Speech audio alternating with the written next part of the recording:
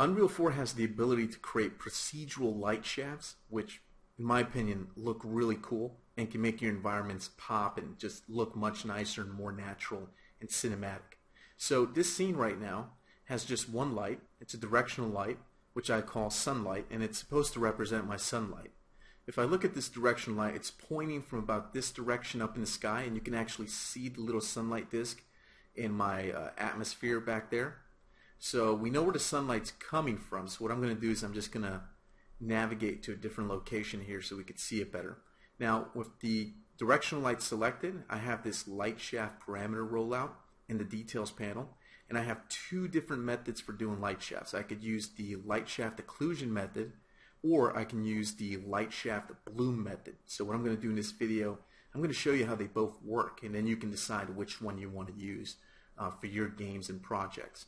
So I'm going to position the camera back here behind all of these plants, which I placed here on purpose so that we can really see the effect. So if I'm just looking at the sun here and I turn on the light shaft occlusion parameter here, which is off by default, it won't look like anything happens. So if I turn that on and off, it looks like it doesn't work. The fact is, you have to have something occluding or something in between you and the light source in order for you to be able to see it. So if we turn it on from behind the trees or behind the plants, now you can see that the plants are occluding the light and creating these really cool light shafts. And that looks pretty cool. It's pretty much artifact free. It's super clean, very smooth and nice. Really adds a lot of atmosphere and ambiance to your environments and your scenes and stuff like that. And it's so easy to use. All you got to do is check it on, and there you go.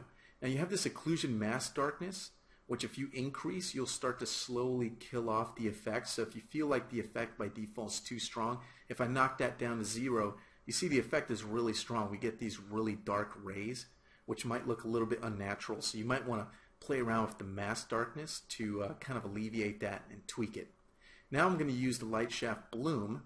By checking that on, you're going to see that we get these light shafts that are bright. So before we had light shafts that looked occluded and dark, these are the opposite. These will actually bloom out. They look like they're glowing. If I look straight at the sun, it's going to kind of overpower me.